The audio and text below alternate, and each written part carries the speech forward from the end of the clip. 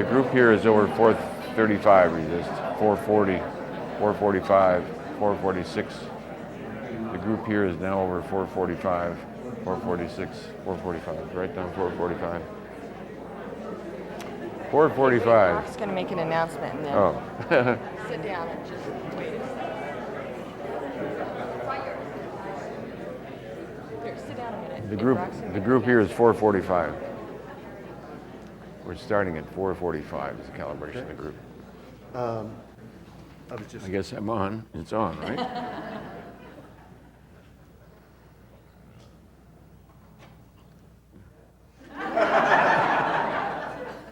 It's on. Today we're speaking on no mind.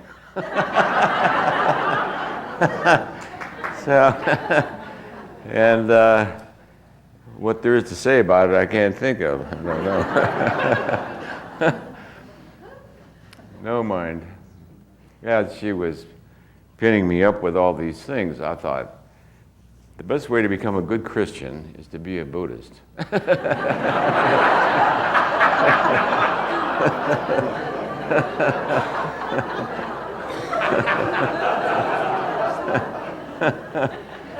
Yeah.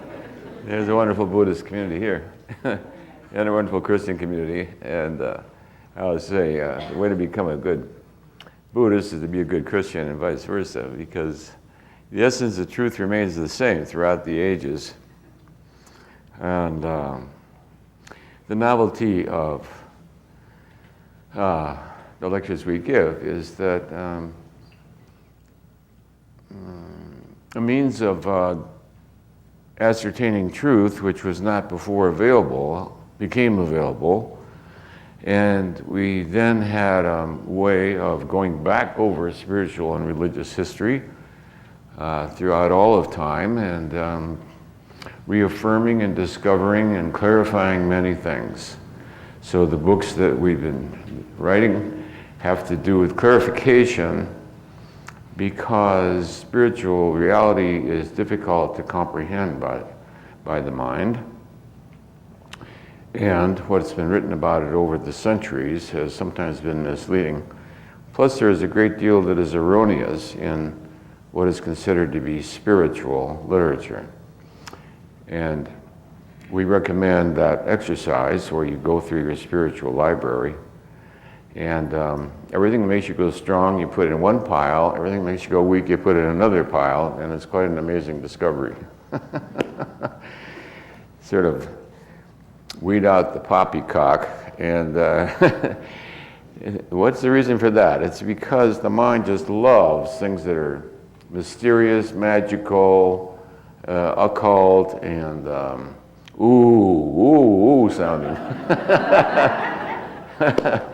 And we get trapped by that, the intrigue of the magical and confusing the magical with the miraculous. Two different realms. So today we're really going to summarize what we said so far. The series of lectures has really been preparatory to become acquainted with the nature of the ego, and and therefore to disassemble it. And we started out to do so the very first lecture, which we repeat every time. I want you to become aware that everything is happening spontaneously of its own. Everything here is spontaneously becoming what it is, and is not being caused by anything. There is no cause within reality. The subject of non-duality, which has to do with no mind, which has to do with no mind, the most basic understanding, and it's the reason it was the very first thing we spoke of, is the realization that causality itself is an illusion, because the entire ego is based on the notion of causality. To transcend the notion of causality actually is quite a high comprehension to transcend causality. Now, we asked about that one time. The transcendence of causality, we have permission to ask this resist, is over 996, 997, 998, 999. Wow. So that would make it a little difficult, wouldn't it? Yes.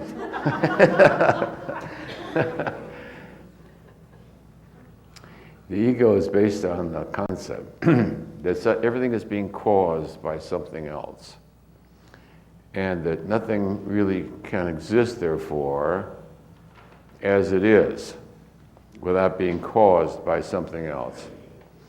So we repeat this each time, because to merely hear this, to merely know it, begins to undo its power.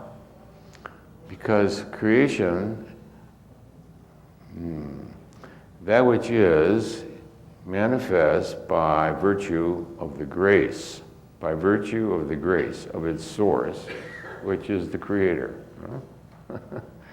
The unmanifest, becoming manifest, is creation itself, the source of all existence. There's only one power in the universe sufficiently powerful to account for existence itself. Each of us comes in thinking, well, I came into this world due to the genes of my parents, and because of the whole long sequence of genes is how we account for our present existence of the human race. As you're aware, creation is continuous. By grace, each instant, everything is becoming the fulfillment of its potential.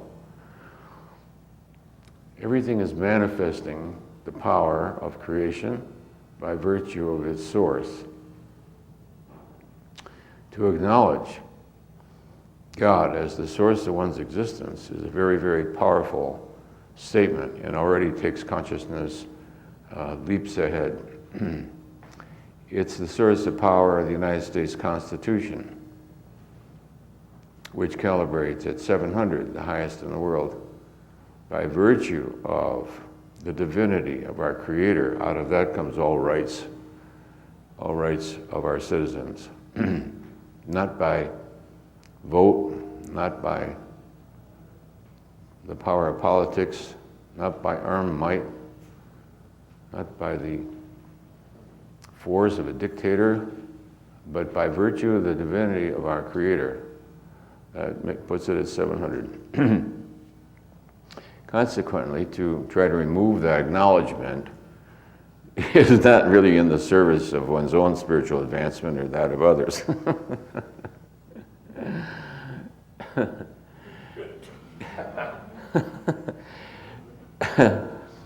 Which brings us to one of the great difficulties of mind, and that is, you understand that mind works on content within a certain context. So we can shorten this whole trip of transcending mind, which we've tried to do throughout all these lectures by disassembling it. And then we finally get to the core of something we can address.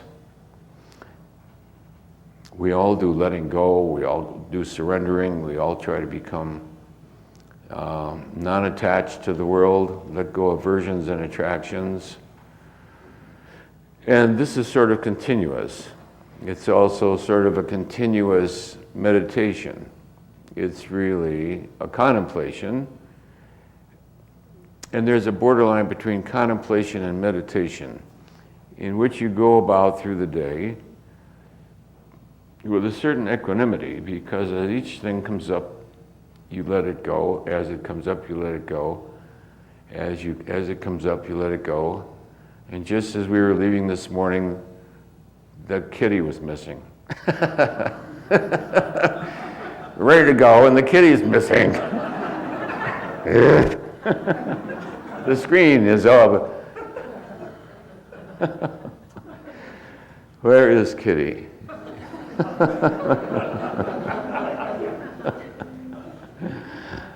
Oh, God. So it's interesting what the mind does at that moment, you know. It instantly detached from this kitty. All kitties are kiddiness, and let go for kiddiness will represent itself. And so I said to Susan, I affirmed the positive, not that he's lost, but kitty always returns. Kitty always returns, which is a fact. And so she called Brock and said, Kitty's missing. So Brock went, he lives right near us.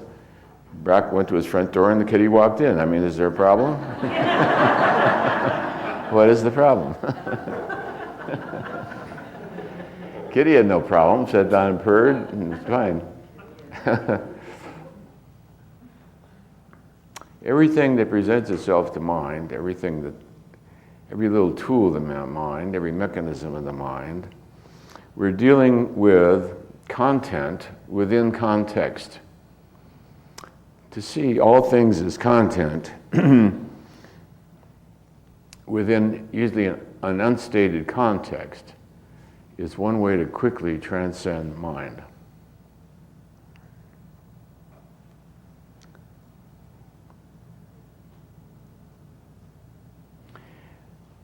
Mind focuses on content. The content is a statement, a fact, Kitty is missing, whatever. The content then triggers all kinds of emotional reactions, as you can see. How can we go without Kitty? I mean, what might happen to Kitty? The dog might get Kitty. The raccoon might get Kitty. I went outside, sure enough, there's a big raccoon out there. Skunks all over the place. Coyotes who will eat kitties. Dogs. I mean, what are we living in a zoo here? What is this? Wildlife zoo. All right.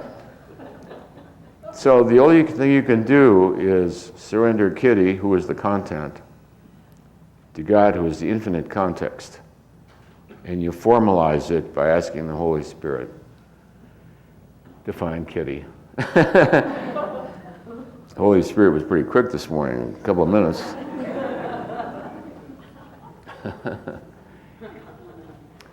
Constantly dissolving content into context. All right. You'll see that almost all human error, 90% of human error, is the failure to define context. Every night on TV we see, rather shocking examples of literally looking at content and completely ignoring context. Because the truth of content depends completely on context. In fact, without context, content has no meaning at all. So, last night on television, there was some woman who was abysmally abused in the airport going through the examination line. And night after night, there's some poor creature there who's had her wooden leg removed and stripped naked, and night after night there's an atrocity. Atrocities are committed by these people who check you out at the check-in counter. Totally missing the whole point, isn't it? I mean, the total missing of the intention of the whole thing is so drastic. If you're looking for black people, you don't stop all the white people on the street, do you? If you're looking for white people, you don't stop all the black people on the street. If you're looking for men, you don't stop all the women, do you? And so we see an absurdity where the context is totally lost. That people should not be harassed because of their race is the intention. And then its application becomes the opposite. It becomes an absurdity, you see? Oh, Lord. And so context transforms everything. When the fire danger is high, which it was at the last lecture, fire danger, we had huge fires all over Arizona, you're not allowed to go camping. Not allowed to go camping. You can say, well, it's my right, I pay taxes, I have a right to camp. But the context has changed. Extreme fire danger. So I just cite them as examples we can see every night on television, where ignoring context, you see the absurdity of but would otherwise be sensible content. Nobody argues that people should not be discriminated against by virtue of race, culture, or whatever. And then what happens to that truth? That truth then becomes actually its opposite. It actually becomes its opposite. I think these people at the check-in counter are on a combined program to destroy this thing because it's so absurd. So they take it to the other extreme to try and get it overturned because, stopping every little old lady who has a steel pin in her hip is not the way to find whatever those Al-Qaedas or whatever those people are.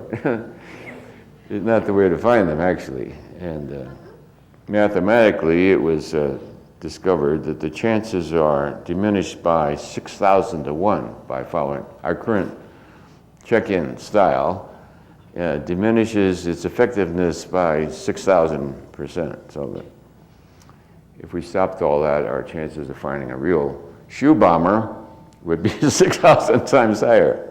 The whole thing is absurd, is it not? Can you imagine a shoe bomber and he's going to go to heaven and taking all these innocent people with him? The way you get to heaven is you wear bombs in your shoes and you blow up all kinds of innocent people. And there's people that buy this as truth. So the extent to which truth becomes mangled when content is taken out of context. It's possible, and of course it's a big problem in our current society, maybe for 50 million years or 40 million years or whatever, because Homo sapien is really a transitional life form. Homo sapien is transitional. We like to look at Homo sapien as the crowning glory of evolution, above the monkeys and all those things below us, you see. And now modern man, in our own fantasy, modern man is the most advanced creature that could be, really. We'll soon be going to the moon. No, we went to the moon. We'll still be going to, no, we're going to Jupiter. So we're going someplace always to show the advancing superiority of the human race. Let's see, if what do we call current man? Homo sapien, right? Homo sapien? Yeah? Homo sapien, we have permission to ask this, resist. Homo sapien is a transitory genus, resist. Transitory. We're not permanent. Neanderthal man wasn't permanent. Cro-Magnon man wasn't permanent. Homo erectus Australopithecus, is that right? All those folks back there, yeah, cousins. All those cousins back there were transitory. And we are transitory. This couldn't possibly be the ultimate possibility of evolution. Absurdity, what you watch on TV every night, strip searching a little old lady with a steel pin in her hip. That can't possibly be the ultimate evolution of consciousness. Huh? I'm glad we got the answer we got. Well, if we'd gotten, this is it, folks. Oh, wow. So, how far can you go with an animal body? I mean, you've got an animal body, and you've got this consciousness. I mean, how much farther can you go with it? You know, you've got the Olympics to see how far you can strain it. What can you get out of this combination of things here? I've lost interest in eating years ago, or any other activity that it does. It entertains me, and without it, my wife would be forlorn. And so I say, well, keep it. Because without it, she'd say, where are you? People get attached to the body, so it's inevitable. It's part of the animal nature to be attached to the body. So we trace the evolution of consciousness from its origination up through the evolution of life forms on the planet. And in the book I, there's a dazzling chapter on it. Dazzling chapter. tracking the evolution of the energy of life as it evolves over millennia, over hundreds of millions of years. And of course, as it does, it goes up through the animal kingdom, and as it goes through the animal kingdom, and we have a physical brain with all kinds of animal parts in it, which still fire off unasked. And so where evolution takes us, the animal has evolved to the point where it can think, and now it's becoming spiritually conscious. And that we marked the late 1980s when the consciousness level of mankind went over 200 for the first time. In the book I said that marks the appearance of a new genus, Homo spiritus. Let's see if that's a fact or my fantasy. Could be my fantasy. That is a fact, is it? Okay. Homo spiritus. Okay. We can't ask about the future. Homo spiritus, the nervous system of mankind can only handle calibrated energies up to about 600. To push it over 600 is, you got to be really weird to do that. It's extremely arduous. Anyway, to evolve into lovingness as the way you are in the world, 500, we calibrate that 500. Lovingness is the way you are. It's what you have become. 540 is unconditional lovingness. Not as an emotion, not as something that goes between yourself and that which is out there. But it's what you have become, you know? Like the hummingbird becomes his humming. He just does that because that's what he is, you know? So he doesn't aspire to anything, it's just what the hummingbird is. What the hummingbird does is just hum, and it sucks nectar and plucks flowers. It does that because that's what it is. That's what it is. The calibrated levels of the 500s then indicate that that's what you have become. It's a way of being in the world. It then eventually becomes the context of your life. The context of your life then becomes the energy field of lovingness itself, because you've let go all the obstacles. One of the obstacles is the mind, as we all know. Under 400s, under 200, let's see, we have this thing here. Where's our magical thing here? It works. Wow. That's the wrong one. Okay. It's always the wrong one. It's supposed to be the wrong one. When you turn the light on, it's supposed to be the wrong one. That is traditional. And of course, it's supposed to be fuzzy like that. You probably think we don't want it that way, but actually we want it to be fuzzy so people can say it's fuzzy. You say, oh, it is, and then you correct it, and everybody's happy. I don't know how you correct it, but there's some way you can do that. If you turn it one way or the other, it corrects itself. Okay. All right, so below here we have really animal problems. We have animal problems. The reason we trace the evolution of consciousness is because when you see its origin, you stop feeling guilt, shame, you stop hating it, you stop fearing it. You just say, oh, that's my little animal. It's good to give your little animal a name. Somebody cuts in front of you, you son of a bitch.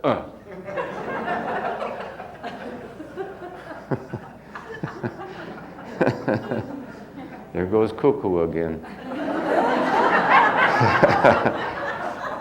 Inside of yourself is this invisible animal named Cuckoo. Cuckoo, very cuckoo. From a human viewpoint, it's cuckoo. From the cuckoo's viewpoint, you don't make much sense. You let the SOB in front of you. What's the matter with you? Aren't you a man? Let's be aggressive. Let's get over our inhibition about asserting ourselves. All right, take that, SOB. Give him the finger as you go by. Hurrah. I discovered the finger late in life. It was a joyous moment, joyous. It happened in Sedona. I was brought up in a very dignified, traditional, high Episcopal Protestant lifestyle. We didn't use any vulgarities, crude language, and the naughtiest thing my sister and I did when we were kids, we had pianos all over the house because my family were all musicians. Everybody was gone. She sat at the top of the piano, I sat at the bottom, and she hit the keys. We were both about this big, and she went, pew, and I went, stink. Pew, stink. Man, we were so wildly bad. It was just, we used those bad words. We weren't allowed to use vulgarities. So that was being awful. So inside ourselves, there's an animal. This animal has its own, oh yes, I was telling you about Sedona. So overt expressions of hostility, anger, vulgarities, cultured people don't do that in the best circles, and we live in the best circles. In the East, I belong to the most ultimate club, and such things were not. So here I am in Sedona, and I go out. I'm going out, what it turns out I was going in the entrance. So I was wrong to begin with. So this woman comes in and she blows her horn at me and is very, very angry. And all of a sudden, out of my animal cuckoo, I went. I did it. Transcended hundreds of years of culture, education, MDs, PhDs, master's degrees, the ultimate social club. It's so exclusive, no, the world doesn't ever even heard of this club. You have to actually live in that enclave to even hear of the club. So anyway, it was victorious. It was a wonderful moment. I discovered that within myself. Take that. Wonderful. So you can love your cuckoo side, huh? Whoa, there he is. So I love this beast in me.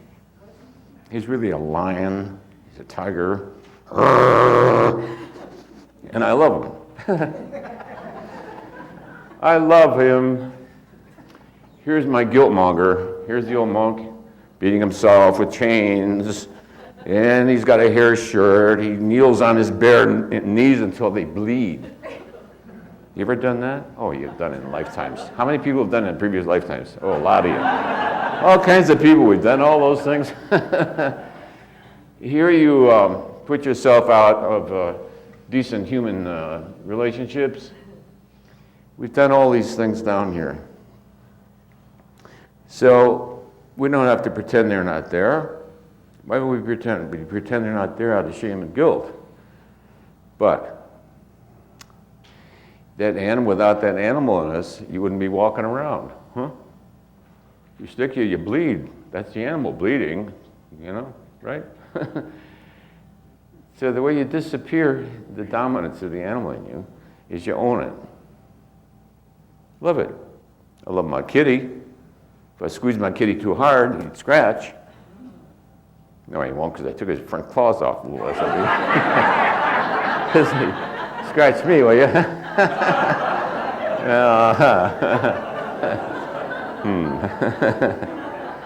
So inside of me there is a mean critter. No, actually I didn't do it out of meanness. I did it to save the cat's life, because I would have thrown him across the room and he would have died of a fractured skull. So. Involuntarily. He used to do this when I'm taking a nap. And I'm always cold. I'm always cold all the time. So in the wintertime I got about 6 layers of stuff. And these claws went right through, ran into it, and I picked the cat up and threw it. So I said, Kitty, we got to do something here. I had to get my wisdom teeth taken out, and you're going to have to get your claws. I mean, it's just life, you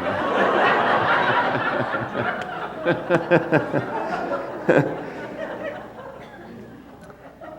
So down here, our problem is emotions. And spiritually oriented people go into consternation when they find out what's hanging out in their unconscious. If you want to know what's hanging out in your unconscious, read Freud. He's right. Every negative thing you can think of is in your id. It's in there. It's in your id. And it's repressed because you have a conscience, which Freud called the superego. You feel guilty about it. I don't want to kill anybody. It's the last thing I'd ever do. Anybody who says that is a killer. Watch out. Of course the unconscious wants to kill people. When somebody cuts in front of you, you'd like to kill them. So after a while, you see, as you admit your animal by owning them, learning to love them, how do you get an animal trained? Is by loving them and training them, right? Not by locking them in a box and pretending they don't exist. So your animal is legitimate. If it wasn't God's will that you have an animal body, you wouldn't have one, right? So the nature of creation is that we're evolving through. So we have the remnants of animalness. The spiritual people call that ego. This part then has to do with negative emotions. When we start to get okay with it, we have the courage to look at it, face it, and we start going into integrity. These energies here in the low 200s have to do with attitudes, letting go positionalities, a willingness to dig in, the willingness to deal with the problems of being a human, and accepting it so that we arrive at some kind of peace about it. So at first we're dealing with animalness, right, in our evolution. We're dealing with all this animalness. Greed, of course. Greed is runs the big corporations and hit the headlines all the time. So if you don't get over the solar plexus, you end up on TV, that the world is teed off, that you took 500 million and left all the widows out there just penniless, and the world takes a dim view of that. So if the solar plexus takes off with you. So this has to do with learning doingness. This has to do with Sanskrit called rajas, action, activity. These are the builders of the world. 200 and up builds the world. Designs the factories, sets up the commerce, runs the trains, the airplanes. And we get up to the 400s, which is the dominance of life by logic and reason, in which education becomes profoundly important. In our culture, education is probably the most important aspect that we strive for. People go without all kinds of things for education. And so they go without all kinds of things to develop this, because the 400s are far more powerful than all this. You can be mad as all hell and nothing really happens in the world. But you get up to reason and logic, you redesign the whole highway, elect the officials you want, learn how to raise money, and politics, and etc. So the 400s are very powerful. And groups such as this one here are usually quite erudite. Compared to the rest of the world, this is an extremely erudite group. I mean, this is probably 1/10 of 1% of the world's population here or less. It gets up to the 400s, and then in the 400s becomes interested in spiritual reality and begins to study it. Begins to read all the great teachers. So inspiration together with the intellect, then we find ourselves in the 400s. So the reason and logic then serves us well, increases our power enormously. You can manipulate with a computer what it would take 100,000 people a month to accomplish.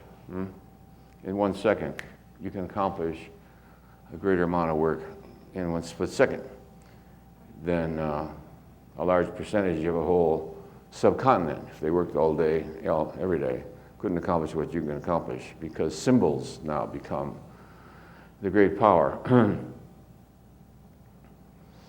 So reason and logic, which is in the 400s are very, very powerful. They dominate the world right now. They dominate civilized society. The 400s, which then give you the intelligence to begin to see the truth of spiritual realities, the capacity to read, and the value of spiritual education, now becomes, as you get to the top of the 400s, what was an asset now becomes an obstacle. The 400s got you here, and now you're stuck with it. You're stuck with reason and logic and the constructions, because the mind takes positionalities. Out of that positionality, it automatically, instantly creates duality. So the lecture today, our purpose is to see how can you transcend duality. The classic pathway, let's say Zen, various types of Buddhism and monastic types of meditation, are to transcend the mind altogether, to experience another reality directly. And the various techniques about which I've written, about which we've lectured, which all of you have studied. Certain realizations seem to potentiate that transformation, that transcending the limits of the ego, so that instead of being an obstacle, it begins to serve you. Certain things, merely to hear of them, already begin to accelerate one's progress. If we say it's not possible for anything to cause anything else, everything is manifesting its infinite potentiality by the grace of creation, which is continuous. Just that knowingness, that thought, is already powerfully transformative. Let's see what the calibration of that thought is. I don't know. As just spoken, we have permission. It's just, that is over 800, 850, 900, 920. Okay, the thought has the power at 920. That's the level of truth of the thought. To merely hold it in mind, then, and to give it a certain reverence, which we give to all truth, then empowers that thought, which then sort of goes through your mind and cuts off a whole bunch of circuits. See what I mean? You like let it loose in this syncytial nightmare we call the brain, and it runs around on its own now and begins to disconnect switches. Because if causality is not what accounts for that which is, then the mind automatically expands its context and begins to try to sense what it is.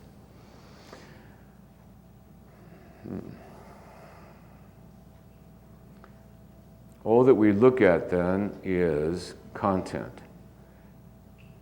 As you mature spiritually, you look less and less at content and look more and more at context. One begins to sense the field in which that thought is occurring. Again, you see, as you expand context, the context itself is limited by certain definitions. And you start letting go of the definitions. Eventually, context becomes the infinite presence out of which the entire universe manifests. The unmanifest, manifesting itself as the manifest, which is the source of creation, in which we experience existence. The only possible source of existence is divinity itself. And out of this awareness, and moving up into the heart, where you begin to see the beauty of all that exists, because you stop thinking about it. When you stop thinking about it, you see the beauty of all that exists.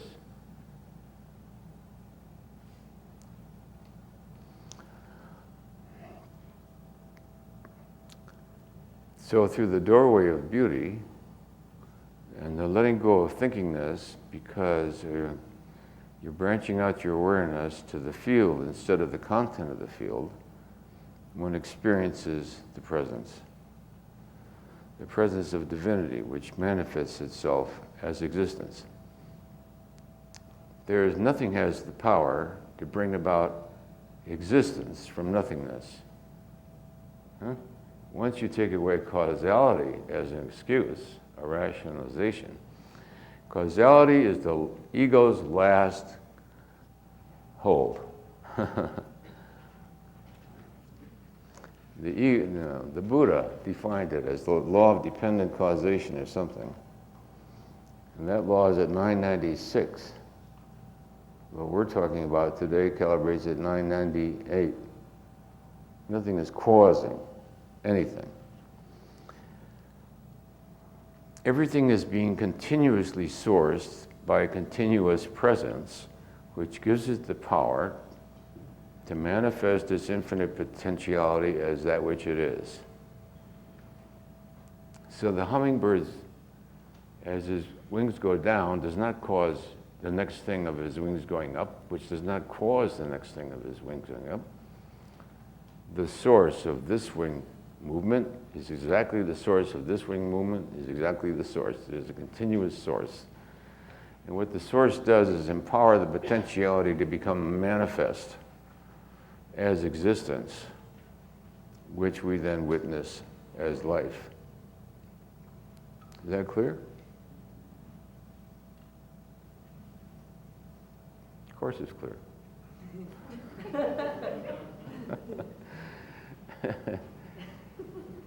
Everybody here gets it and understands it. Some people don't realize that they understand it, that's all. And I want to remove that obstacle. Everybody here knows that, or you couldn't exist. How could you exist unless you came into existence? I mean, it's a stupid question, isn't it? The source of existence, obviously, is how come you exist. Yeah. It's kindergarten thinking, and too much for advanced intellectual people like us to get. Yeah, the only way you can be here is because you are here. Oh, wow. Let's see if that's a good one, Susie. Let's see. That is over 998. Okay, so that is what they need to know. All right, so that knowingness is present within you. Latent, but after this morning, no longer latent. It's vibrating in everybody's aura right now. So that knowingness is there forever. Well, that should take care of this morning's lecture, folks. Bye.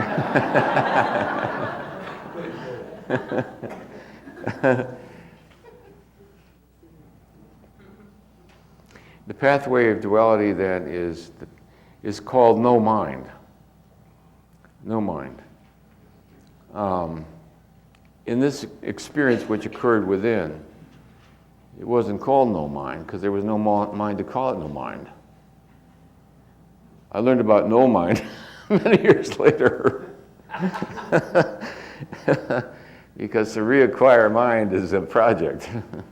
It is not easy. And most people who don't have any mind left leave it that way, and we don't hear from them again. Which is frankly the best advice. I think the best thing to do when you go into a bliss state and realize that love, God, oneness, and that which you are one, and you're immobilized in that state, resist the temptation to reactivate the body. That is my advice. However, you may have had a prior karmic commitment about it, but which may pull you back in. But so the condition of no mind. Somebody was asking me this week. Yes, I want to answer some of the questions that came up in the office this week. Somebody said, what did he say about no mind? I can't remember what he said about no mind. Oh, yes. It was a funny question. If it's the silence that teaches, then how can you teach silence when you're talking? Oh, yes. This has to do with an interview with Ramana Maharshi. Maharshi, in response to a question, had said that the teaching happens as a matter of silence. So this person wanted to know how that could be. It's because the silence is always present. The talkingness does not eliminate the silence, it distracts you from it. But the silence of the energy of the field itself transmits. Everyone within this room is sharing that. We're all sharing it with each other because we're all just one. Yeah. And so the oneness of that knowingness is sufficient.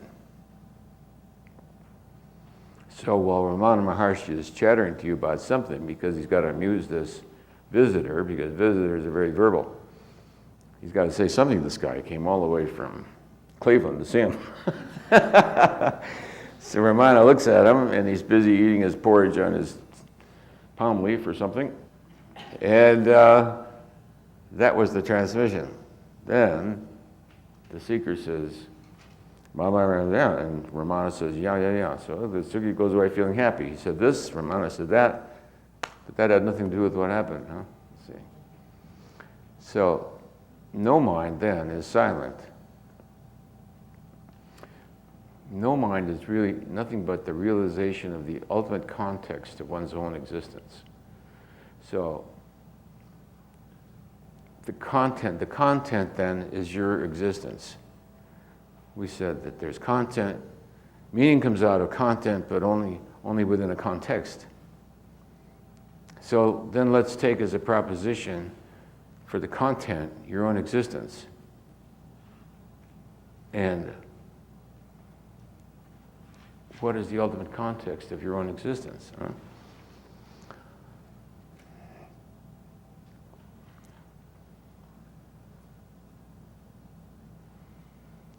I don't agree with Ramana Maharshi came up in his questions in the office. I saw some visitors this week. Because of his instruction to ask always continuously as a continuous contemplation, who am I? I don't agree with who am I. Because who makes you look for a pronoun, looks for, you see, it's already a limitation. A who is a limitation. So you're looking for a who, and there isn't any who. There ain't no who there. And you're looking for a not who. You're looking for a not who. If you find a who, that ain't it.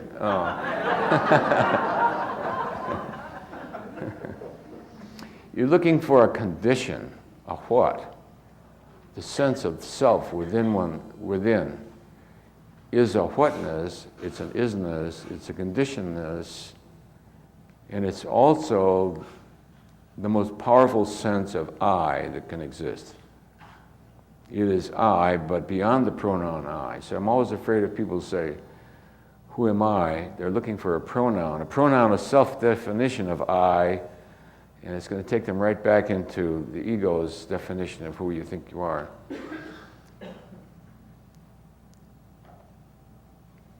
The infinite stillness behind whatever sounds we hear in the room is yourself. Without the infinite stillness of yourself, you wouldn't be able to hear anything.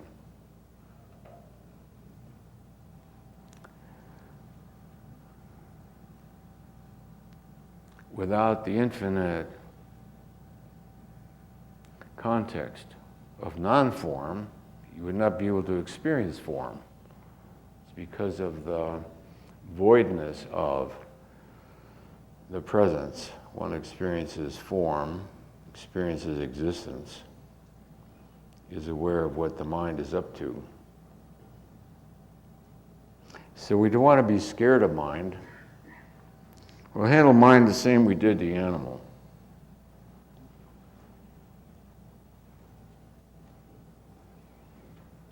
We love mind.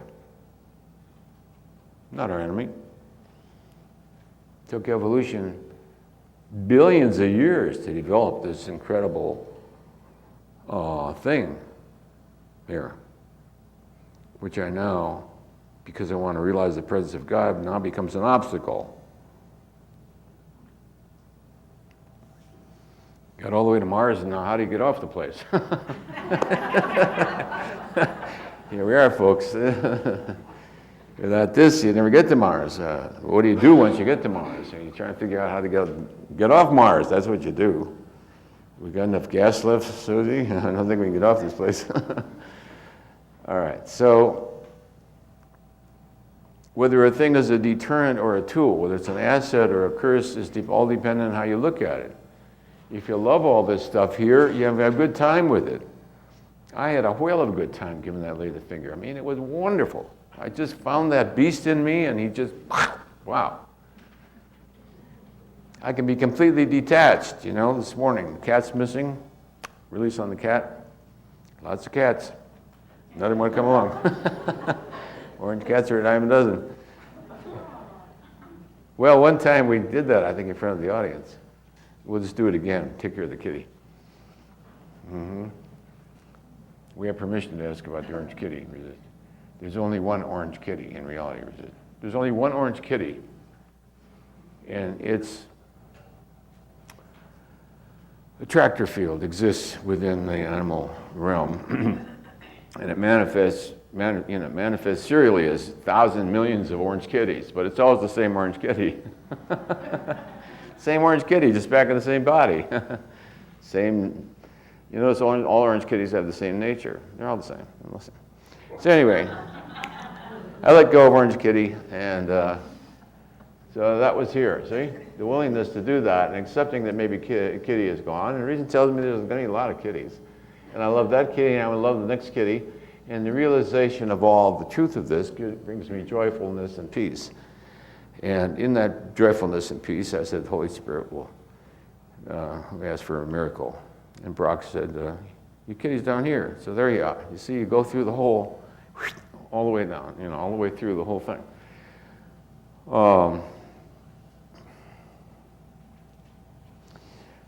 So you transcend the limitation of content by energizing your awareness of context. Context. Out of the context, energizing the context, arises the miraculous. The kitty appears, and I walked up to the bathroom door, and she opened the door, and she said, "There's Kitty." So in the sequential world of perception then, that was the moment of crying with happiness, right? Everyone was happy. If you hold in mind, Kitty is lost, now you're giving power to Kitty is lost, you understand? No, Kitty's not lost. Kitty always returns home. And if Kitty doesn't return home in this physicality, Orange Kitty will get impatient on the other side and energize another orange body. It's going to be right back. And when you hear it purring, it's going to be the same kitty. Let's see if that's so. We have permission to resist. It is the same kitty, resist. It is the same kitty. I told you that. Somebody there had a doubt. Now you made me go do this. And of course we've done the lovingness of the kitty's purr. Everybody's seen that. Anybody not seen the calibration of the kitty purr? We know kitty purr. We'll just do it for those who've never seen it. Kitty's purr is over 480, 490, 500, 502. Kitty's purr is 500. Isn't that miraculous? In a world where they strip search old ladies and take a baton and whack on their steel hip replacement, did cats have a heart at 500? Would Orange Kitty do that to her? No. Orange Kitty wouldn't make a poor old lady strip search and bang a baton against her steel hip to make sure that's not a bomb in there. By God, there's a good plan. Hey there, Bin Laden. Anybody know how to get Bin Laden on the internet? Put bombs in old ladies, steel pins in their hips. They blow up and so does the whole ship. You kill all those Americans. For God. Oh boy. Insanity. So we don't have to get depressed about the human condition, because this morning this is just a phase. This is we're like Cro-Magnon man, we're like Piltdown man, we're like, they all got such great names. Australopithecus erectus or something. Is that right? Australopithecus. Australopithecus. Anyway, we're the current expression of where this line of evolution is going. So we can take that then. Instead of feeling sorry for ourselves, okay, we could accept that, be willing to serve. In a way then, as a species, we are serving God in being that link in the evolution of consciousness. No, we're not the link. We're the expression of the link. The evolution of consciousness goes on in the non-physical domain and then sporadically expresses in the physical. That's why evolution is sporadic. See, evolution, the monkey doesn't get smarter and smarter, become a Cro-Magnon man and a PhD at the NAU, No, he gets off the bus here, and then the main line, he can go to the next bus, so we come off like this. So here we are, Homo hystericus, Homo absurdus, Homo ludicrous, Homo patheticus, Homo funniness, hysterical. I think humans are funny. Anyway, you get up through here, you see? So our job. So as we evolve our consciousness, we're doing it for all that follow us. It wasn't for Neanderthal man, maybe we wouldn't be here. I don't know, I never asked that. Let's see. Do we have permission to ask that, Resist?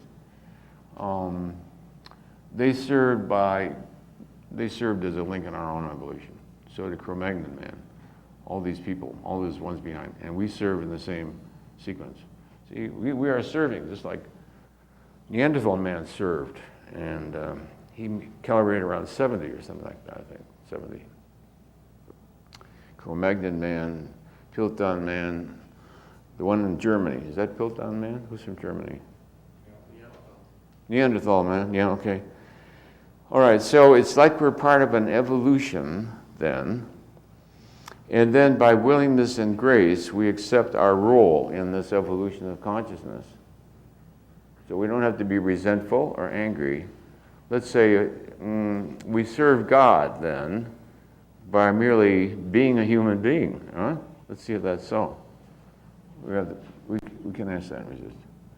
We serve God merely by living out the life of a human being to the best of our potentiality. Resist. Oh-ho. So there goes a lot of guilt, right?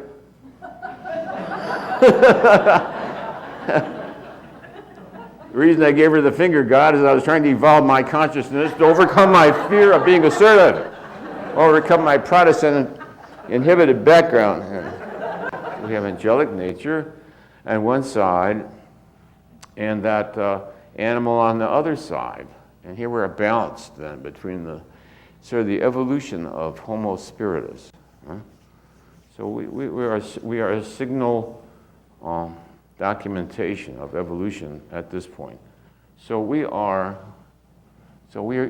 part of the soon to erupt Homo spiritus.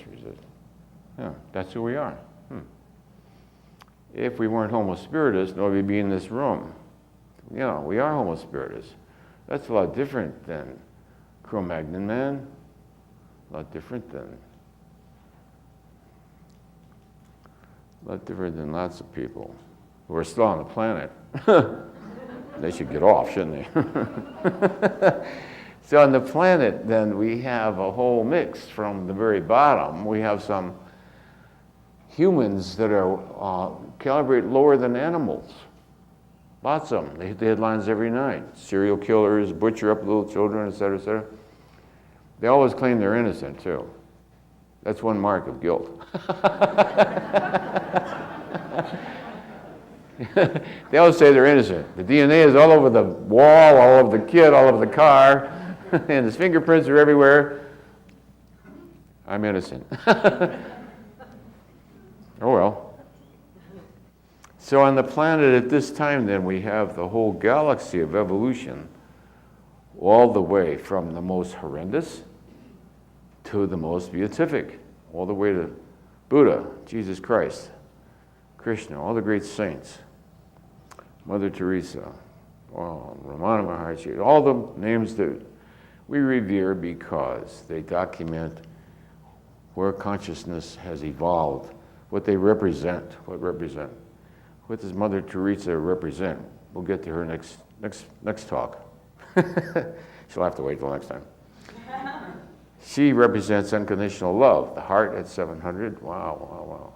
Capacity, unconditional love. All right, so as consciousness evolves into the higher energies of love, a lot that the ego was involved in when ego is dominated from down here, its content, what you're laying in bed at night thinking about, is totally different than when you put it in the context of lovingness. In lovingness, now, if you're still annoyed with somebody,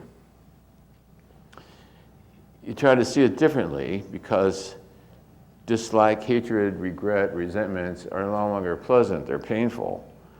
They're like a splinter. And when you're angry, you don't mind it, when you're angry. When you're in a lower energy field, that which is non-integrous doesn't bother you. They're all cutthroats. That lifetime I've told you about, they're all cutthroats. Good fellows. Ask him to kill somebody, he'd kill it just like that. I mean, he was a swell guy.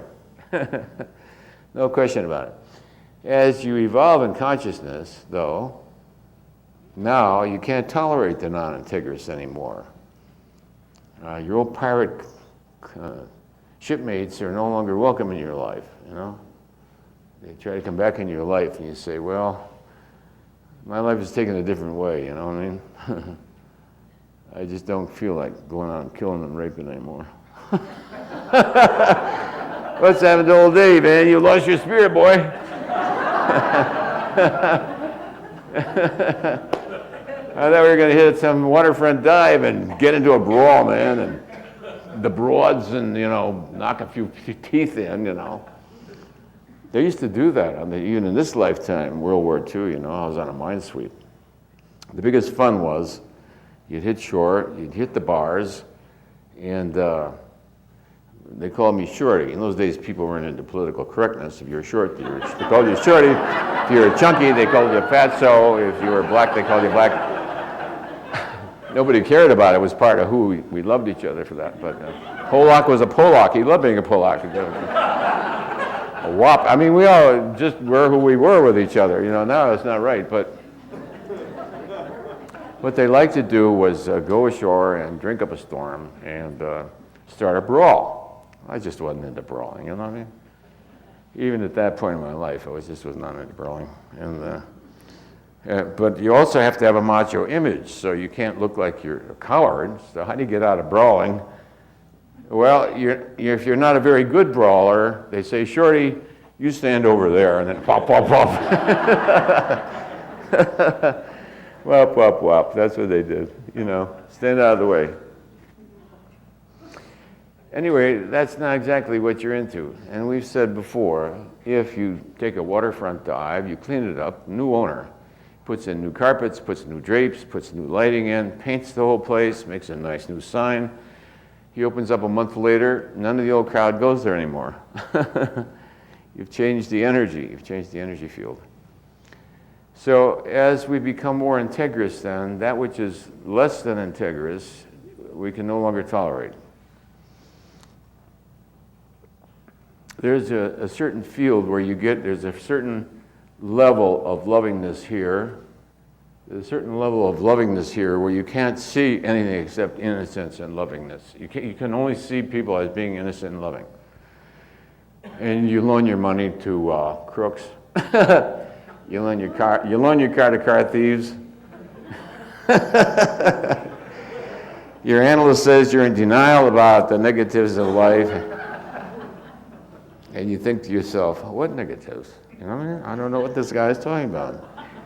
You say, well, he's probably of a lower consciousness. Oh, he sees negative things in people. Well, God bless him.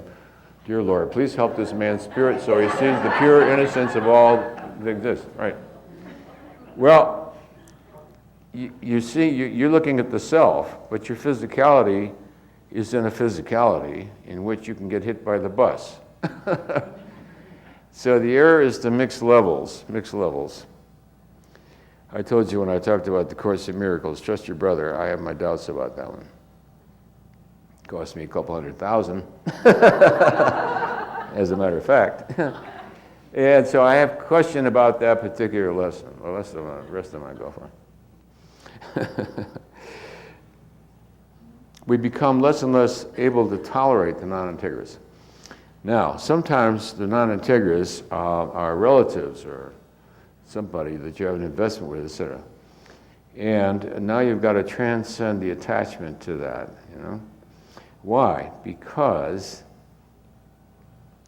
it's not that the non-integrists themselves are dangerous to your life. It's very unlikely they will be. I mean, so they take away all your money, you know, in the space I was in, I couldn't care less. You want all the money, take it. You know, I used to put a bag of money by my front door, and I said, who doesn't have money, there's some. Help yourself. So it wasn't that. It's, if something is non-integrous in your life, what happens is it's a doorway through which the energies of that which is non-integrous now have a play with your life. So it's more that you want to plug up the hole, the leak. It's that they're a leak, and through them come all kinds of things. Your brakes fail, battery goes dead, the ceiling begins to leak. You wonder, where the hell is all this coming from? It's the energy field then. So, you know, Jesus said to avoid that. Don't oppose it, pray for it. People that are evolved see the innocence behind it. You can see the innocence behind it and still decline it. So that is the balance. So it's a matter of balance. It's a matter of the third eye of the Buddhic body, really, to see that is non-integrous. At the same time, it is innocent. At the same time, you can't allow it to walk around the house. You can love the cobra for its intrinsic beauty for that which it is, but you can't really let him run around the house. Why? Because you're going to sit in your chair someday and forget the cobra is there, and goodbye, there you go. My mind is also a comedian. It's always thinking of funny things. And I have to stem that. A cobra bite in the tail is always fatal, you know.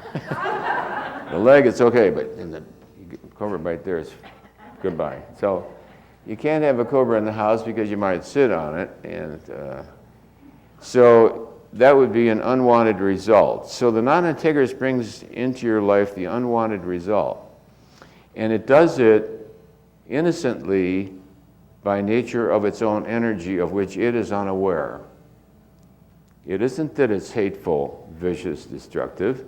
It's just that this dog has fleas.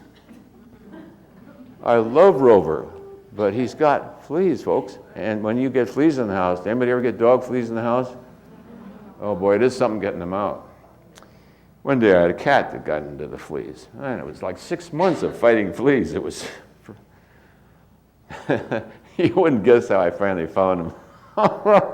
Anyway, the fleas had gotten into the rug of the car. So the house is sprayed and exterminated, and 2 weeks later, there's fleas in the house. Where the hell did they come from? They're in the rug of the car. See, once it gets in, it's like fleas.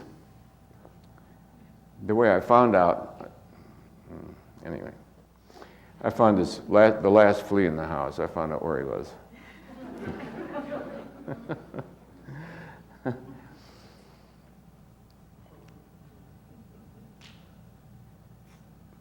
So in the evolution of our consciousness, we go through really, I think, quite difficult and trying periods. Even lovingness itself, you see, has a downside. When you see everyone is innocent and loving, one day your car is missing from the parking lot.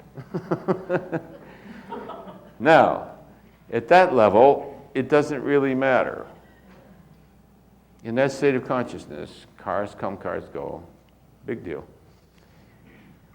In the physical domain, insurance will pay for it. I mean, it's a nothing really. It's a nuisance. You got to rent a car and all that.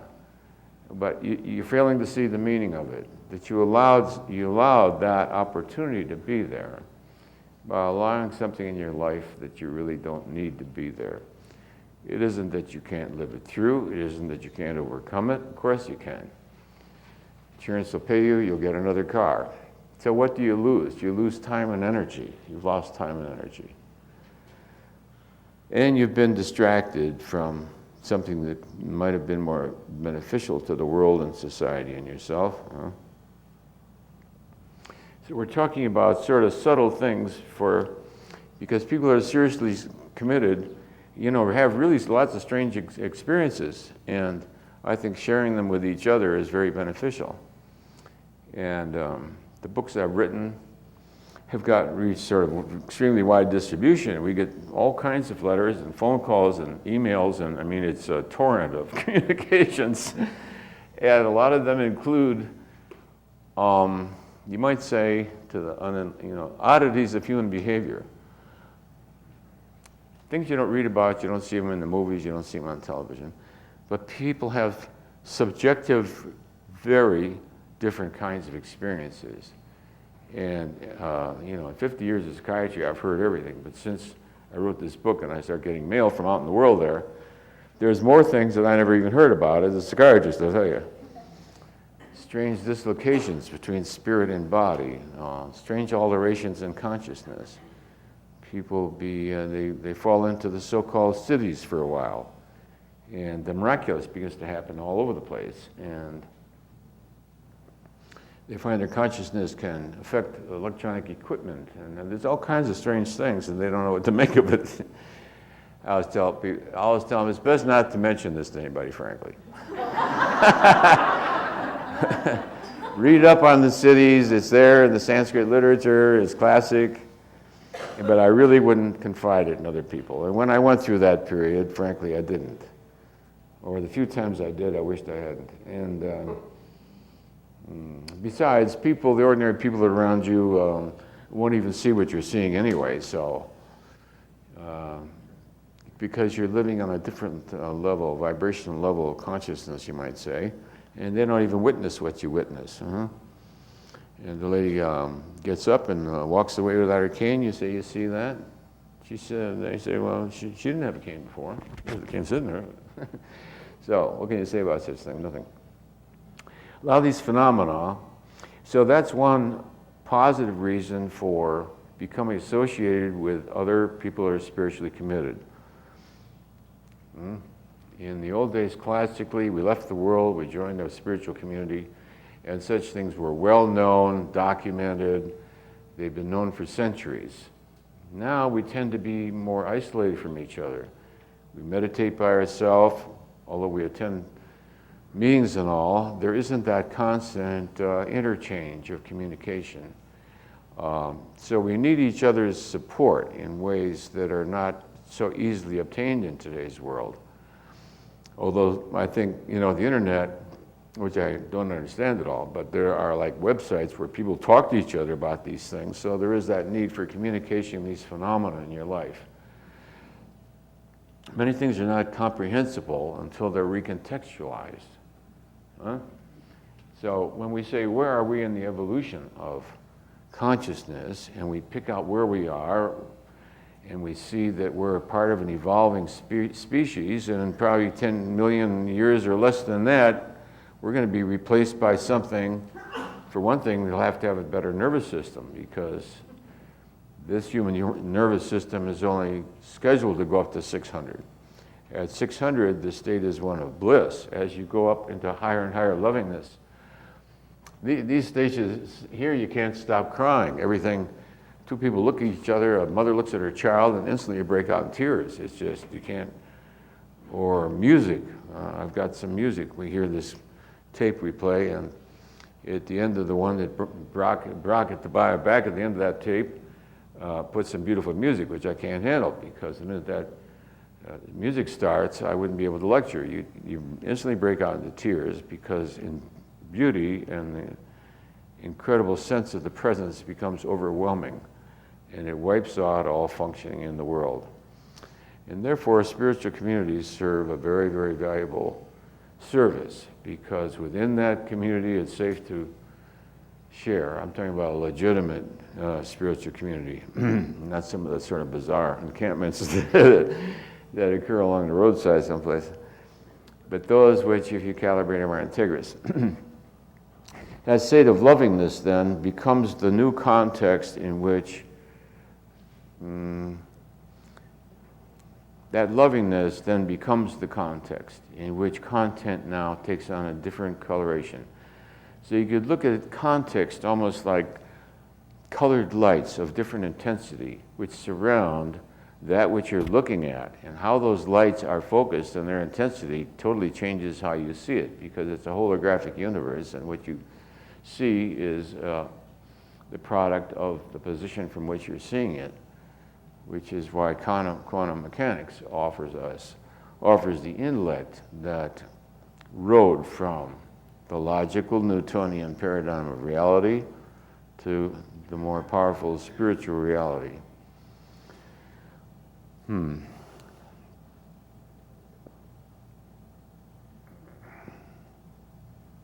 No mind is very talkative this morning. I don't know where he got all that. Came out of nowhere. I said, how can you talk with no mind if you've got no mind? No, these people, you got to talk to them in language that requires a mind. Instantly, mind appeared right out of nowhere. So it's time for a break.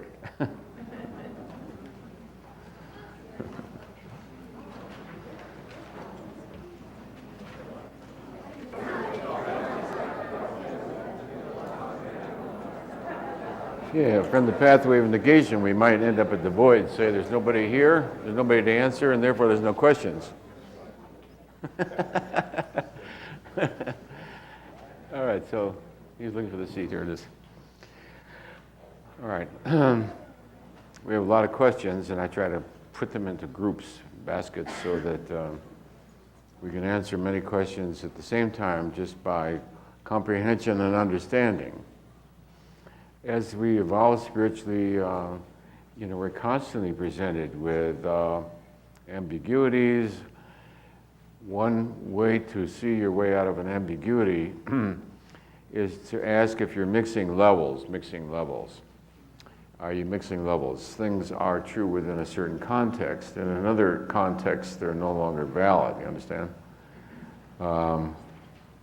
Jesus said, render unto Caesar that which is Caesar, and to God that which is God. So in other words, don't mix the levels.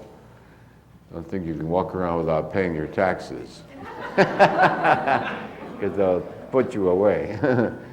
Of course, prison's a good place to meditate, and you can become enlightened in jail. And some people pull that one on themselves. The people over centuries have gotten enlightened in prison. And I can't get away from this world, God. You've just been arrested. You got 10 years in solitary. There you got it. Monastery for one. I told you, when I lived in a monastery for one, the body disappeared. I walked into a wall, and I walked past a mirror. There was somebody in the house. I walked past the mirror, and there's somebody in the house, for Christ's sake. Who is that? Oh my God, it's myself. Oh. What a surprise. All right, so the validity of calibration, of kinesiology. We'll answer questions about kinesiology. I'm not a kinesiologist, and people want all kinds of detailed questions about kinesiology, or better to correspond. There's a kinesiology website full of all kinds of experts with all kinds of references. If you can't do it yourself, find somebody that can. There's people around that are interested in this kind of thing. There's a lot of holistic practitioners that are very good at it, teach you how. So I'm not an expert in kinesiology. And I explained that Galileo was not an expert in making telescopes, You got a telescope maker, he got this telescope, everybody's looking in everybody's backyard with telescopes, and he went up this way, and that's sort of where I'm at. I'm not into making telescopes, and I get all kinds of technical questions about kinesiology, which I really am not able to answer. We have found that it's a technique available to people who themselves are integrous. Integrity means calibrated 200 or over. There's an enormous amount of power given to you. To be able to use kinesiology to find out things is an enormous jump in power. And that power is just not given to people who would misuse it. So one reason that I delayed publishing Power versus Force is I worried about that. I thought, everybody's going to be using it to invent better atomic bombs and kill each other better, I can picture bin Laden testing kinesiology. Should we hit the World Trade Center? Yeah, all right. So I worried about it. And anyway, it later came to me that it can only be used by integrous people for integrous ends. So the intention of the question itself has to be integrous. And you can change a non-integrous question into an integrous one if you recontextualize it from a different context. And the classic one is, say, in the interest of the good of all of life, in the interest of the good and the goodness of all of life for everyone, I have permission to ask this question. So then you ask, I have permission to ask this question. And even though we've done it hundreds of thousands of times, as you've seen during some of these classes, we occasionally get a no, and we don't have time to check out the reason for the no at the moment. But it's something you put aside and you say, that's something we'll have to investigate later. So, because 85% of the population is below 200, when I wrote Power versus Force, I was naive about that. I thought, wow, everybody can do kinesiology. Then I found out later, no, you can only do it if you're over 200. Then I looked at the calibrated scale of consciousness, and I realized that that means 15% of the population can do it. Of that 15%, is it 10% that have something wrong with their chi energy? Let's ask. Right now, approximately 15% of the population can use it. Of that 15%, 10% have some problem with their chi energy. That is correct. Even people who are integrous, not everybody's adept at it. So it's only one way of ascertaining truth. Don't forget, kinesiology is really not, it's really a research technique. You don't need it to reach enlightenment. The Buddha didn't know kinesiology. And all the great saints that ever lived, Mother Teresa never heard of it, see? And at the time I corresponded with Mother Teresa, Jesus Christ was under attack. I think the front cover of Time, or was Jesus Christ, did he ever really live? Was he a schizophrenic, homosexual, you know what I mean? All this kind of stuff that periodically surfaces. And so the reality of the divinity of Jesus Christ was under attack, Those things come up periodically.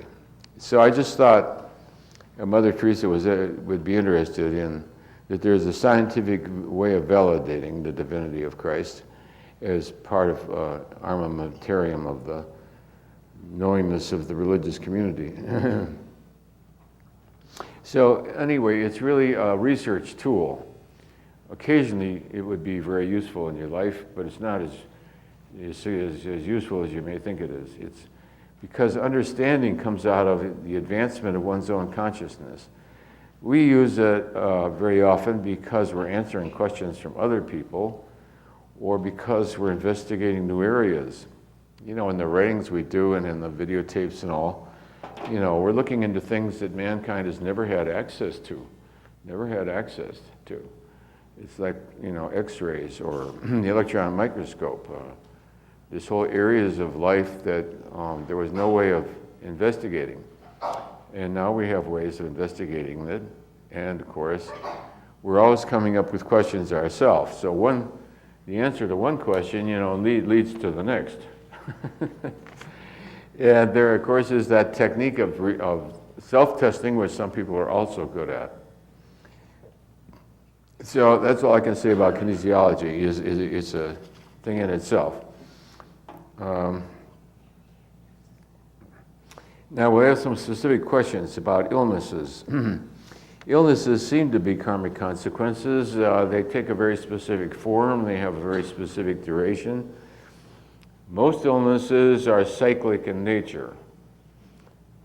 If the illness did not exist before and you have it now, it's obviously not permanent. So if it's cycled in, it can also cycle out. So what I tell patients in the office, no matter what ails you, if it's cycled into your life, it can also cycle out. As you evolve in consciousness, it doesn't matter whether it cycles in or out. It doesn't matter anymore. People do the Course of Miracles in order to recover from certain illnesses. And I tell them, if you're successful with the Course of Miracles, you won't care whether the illness leaves or not, because you transcend it. And you live well, you learn how to live with various physical things. And they're because you don't focus on them, they're irrelevant. I've got, right now, 2 or 3 things that if I think about it, oh yes. And I had to do an exercise to get off the rug this morning because my back went out from shoveling the other day. Various trivia like that, but it's all trivia. And I'm sure everything like that serves multiple purposes. I like the lesson in the Course of Miracles that says you're only subject to what you hold in mind. It doesn't mean you're going to be able to discover consciously what you're holding in mind, or from what lifetime. But it is an avenue approaching which offers some hope for relief. And in my own life, it really worked quite well. It says, when you're doing kinesiology, are you looking without, within, or what? I'm not looking anywhere. So I'll just explain kinesiology one last time. The next person who asks about it is going to really get it.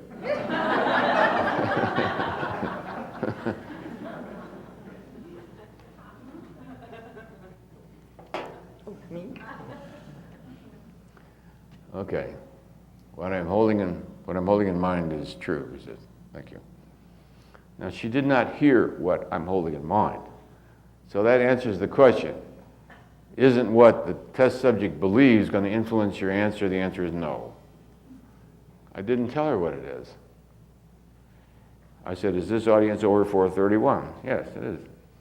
And you can use it with children. You can put Bin Laden's. I love Bin Laden. We used to use Hitler all the time, but he went and got out of here. Now we got a new one. Bin is, when you want a bad example, you try him out, you know what I mean? If he gets killed off, we'll have to find a new evil one, Anyway, Bin Laden's service. His picture in a manila envelope held over a child's solar plexus will make the child go weak. So that answers what you're holding in mind is going to influence the result. Those are questions that first come up when you first learn kinesiology. The first class I ever went to that came up, of course. And it's been looked at and answered by thousands and thousands of practitioners over many years. And the answer is always the same. No, it's the reaction of consciousness itself to the presence of truth. And a no answer is not a no, it's that truth is not present. So it's not yes versus no, it's yes versus not yes.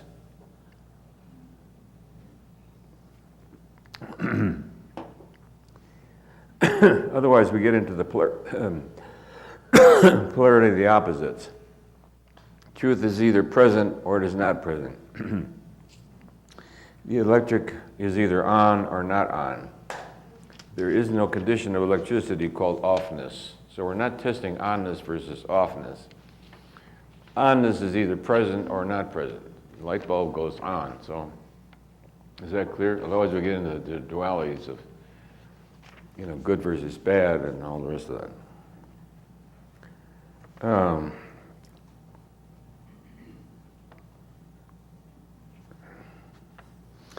This next question is I'll put it out generically. How can our actions bring about changes in the world if it's not via the mechanism of cause? How do actions have consequences? we see that one action has followed another. So, from a strictly scientific viewpoint, we could say they were sequential. Sequential to what? Sequential to observation. You can't say in and of themselves sequential, because that's just a concept that you're rejecting. If certain conditions prevail, then we have noticed throughout time a certain sequence of perceptions. From a strictly ultra-scientific viewpoint, that's all you can say about it. I hear a ring in this, getting feedback. To be strictly truthful, all you can ever say is what you observe, what appears to be. Because to know that something is happening there, the only way you'd know it is you'd have to be it. You'd have to be it. That is a subtle point, of course, in the jump into quantum mechanics, is there's observables. And our language is catching up, and I'm very pleased with it. The word perceived is now entering our language. A perceive this, a perceive that. That leaves room for the subjectivity. So it's closer to reality, the perceived event, the perceived witness, perceived event. That means you've introduced back into a personless, dead world subjectivity. Because it is only subjectivity that has any reality to it. Observables all depend on the observer and the point of observation and the definitions and symbols, and it is far removed from the actuality itself. So when we say a perceived event, that is certainly closer to reality.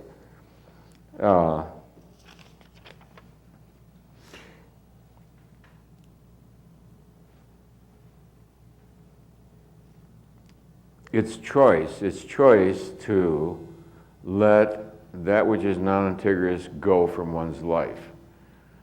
In many people's spiritual evolution, this is a crucial area.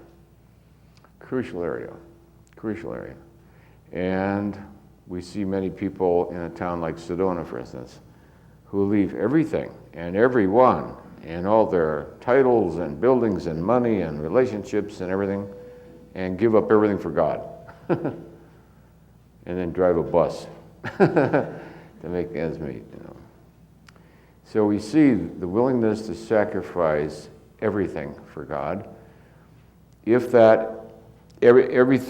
whatever it is non-integrous, it has to go sooner or later. It has to go. And it's sort of a test. The willingness to surrender everything to God, to step over one's own children on every level, to walk away from that which is non-integrous. One may have to walk away from one's own child. Surrender that to God. Well, God, he's your problem now. You go to Al-Anon and learn that one. That's his problem, and I'm going to live my life. Okay. It isn't that you plug the leak, it's that you make a choice, and you don't do it out of a make wrong. See, because at the same time you're seeing innocence. The reason we're talking about this is because spiritual people, as they evolve, they have big areas of naivete. The devotee, the initiate, is a long way from the spiritual master. A lot of gray hairs to go through before you go from initiate to master. So there is a period of naivete, and it comes when you see the innocence and lovability of all things. So it's really a vulnerability. What happened to our scale? Somebody stole our scale. Check everybody at the door. Anyway, it's a risk up here. When you get into the lovingness, you can only see the innocence and lovableness and beauty of all that exists.